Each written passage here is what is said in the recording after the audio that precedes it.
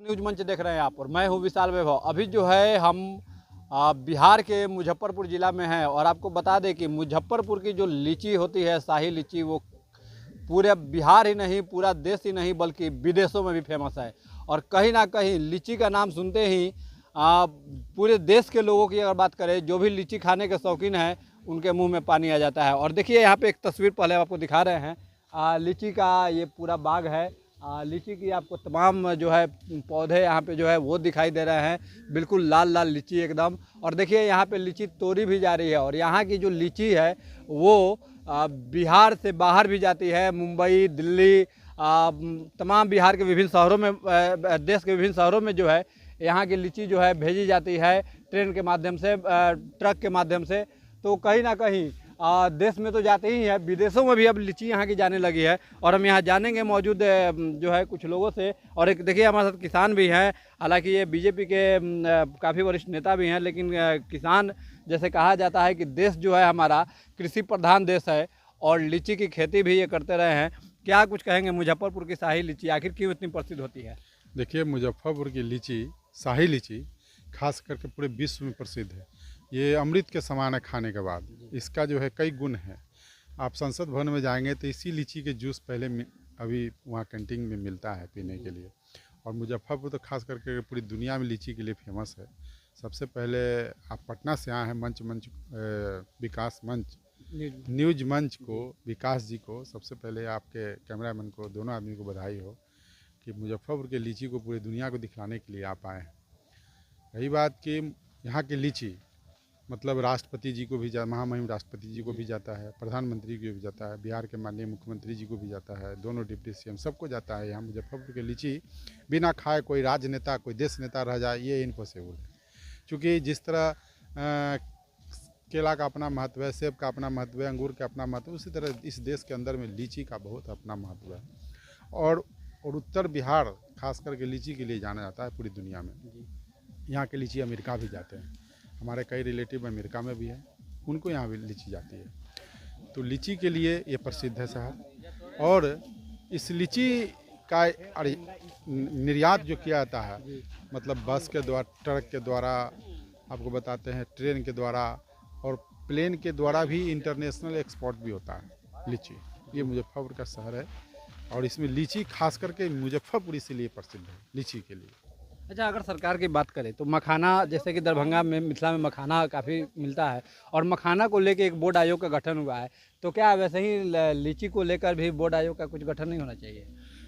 आपको बता दें कि मुजफ्फरपुर में लीची अनुसंधान केंद्र है जो भारत सरकार कृषि मंत्रालय के अंतर्गत में आते हैं। अभी कुछ दिन पहले यहाँ के स्थानीय सांसद डॉक्टर राजभूषण चौधरी, सह केंद्रीय जल शक्ति राज्य मंत्री भारत सरकार ने अभी लीची अनुसंधान केंद्र में अभी ट्रेनिंग सेंटर का अभी प्रशिक्षकों का ट्रेनिंग दिए थे। उसमें VC भी आए थे, कृषि डिपार्टमेंट के पूसा के, और प्रिंसिपल डायरेक्टर सारे लोग थे और जिला के कई गण्यमान्य व्यक्ति उस कार्यक्रम में उपस्थित थे। ये अंतर्राष्ट्रीय लेवल की कार्यक्रम था और इसमें डॉक्टर राजभूषण चौधरी जी का बहुत बड़ा पहल है। माननीय मंत्री जी को मैं उनको बधाई देता हूँ कि उन्होंने लीची अनुसंधान केंद्र में उन्होंने ये लीची व्यवसायियों के लिए, मछली व्यवसायियों के लिए, है ना, किसानों के लिए उत्तम फसल उगाने के लिए ट्रेनिंग दिया गया है। और उस ट्रेनिंग में हम लीची व्यवसायियों ने मांग किए हैं कि भाई कम से कम इस देश के अंदर में लीची व्यवसायियों का जो है फसल कभी कभी बर्बाद हो जाता है पत्थर और ओला से, तो हम चाहेंगे कि सारे लीची व्यवसायियों का खेत का वो इंश्योरेंस हो, ताकि अगर बरसात के दिनों में पत्थर से फट जाए तो उनको मुआवजा मिल सके। क्योंकि और सब फसल का भी मुआवजा इंश्योरेंस करके किया जाता है। तो इस फसल पर भी गवर्नमेंट सब्सिडी दे और इसको बढ़ावा दे। जितना क्षमता है इस देश को लीची खिलाने के लिए भारत, हम चाहेंगे कि पूरा विश्व को खिलाएं और मुजफ्फरपुर की धरती से खिलाएं। सरकार इस पर कृषि के मापदंड के तहत इसको पैकेज भी दे, इसको बढ़ावा दे, किसान को बेनिफिट्स दे, डीजल का व्यवस्था करे, बिजली की पटवन के लिए व्यवस्था करे, दवाई की व्यवस्था करे, सब्सिडी रेट पर करे, ताकि किसान अपने अच्छे से फसल को उपजा सके। जिस तरह सेब कश्मीर से पूरी दुनिया में जाता है, तो वह सेब 1 महीना, 2 महीना, 4 महीना के लिए फ्रिज में रखा जाता है, डीप फ्रीजर किया जाता है।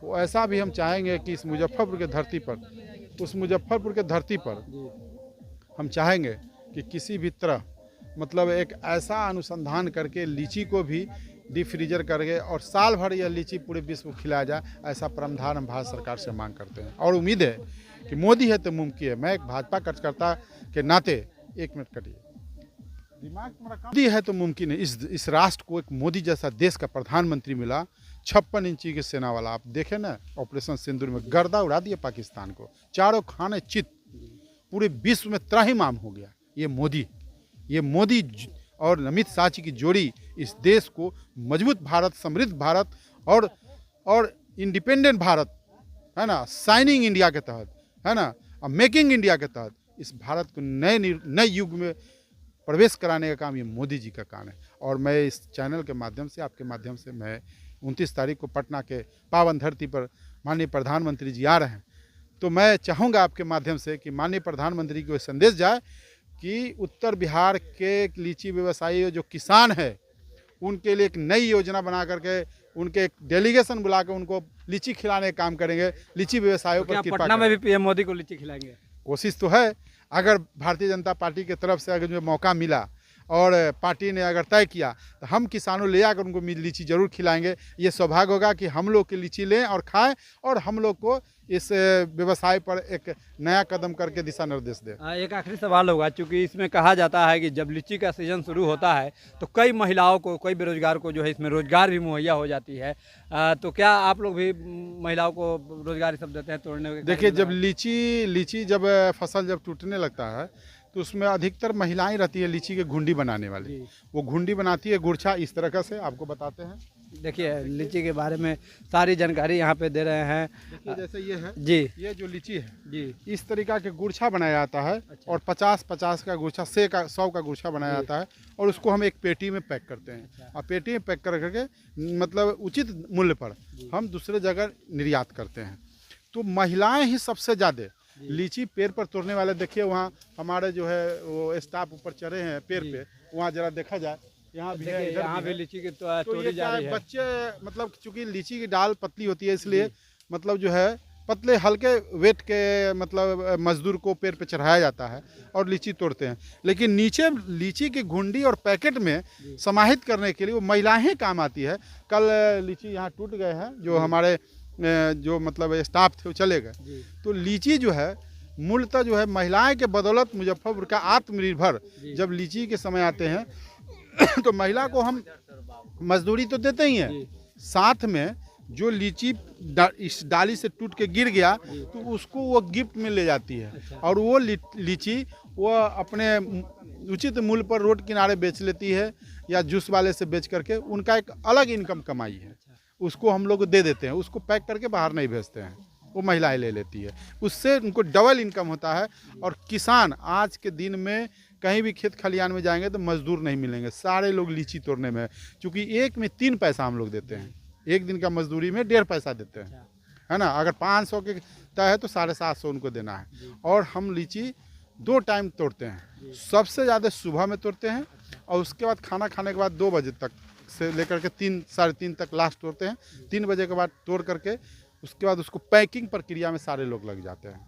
मतलब लीची पर डे अगर तोड़ने की बात हो तो समझ लीजिए विशाल जी, वही 2-3 घंटा हम लोग लीची तोड़वाते हैं और उसी में पैकिंग करा करके जितना उसका ये हुआ जहाँ वहाँ पैकिंग करके भेज देते हैं कुरियर से। धन्यवाद हमसे बात करने के लिए। तो देखिए, तो ये थे बीजेपी के वरिष्ठ नेता भी हैं और किसान भी हैं। सबसे बड़ी चीज़ है कि मुजफ्फरपुर की धरती से हैं। और देखिए, लीची की, जैसा कि अभी आपने आपको तस्वीर दिखाई और लीची के बारे में उन्होंने सारी कहानी बताई, तो कहीं ना कहीं मुजफ्फरपुर की लीची की एक बिहार में अपनी, बिहार ही नहीं देश में विदेश में अपनी पहचान है। तो अब देखना है कि जो है फिलहाल सरकार इसे और भी उन्नत करने में क्या कुछ जो है सरकार फैसला लेती है। चूँकि हालांकि इन्होंने बताया कि डॉक्टर राजभूषण चौधरी निषाद, जो कि स्थानीय यहाँ के सांसद हैं, केंद्र में मंत्री भी हैं, उनका भी पहल है इसमें। तो देखना है कि आने वाले समय में लीची व्यवसायियों के लिए सरकार कितनी खुशखबरी लेके आती है, ये देखना दिलचस्प होगा। बने रहिए न्यूज मंच के साथ। न्यूज मंच के लिए प्रदीप कुमार के साथ विशाल वैभव, मुजफ्फरपुर।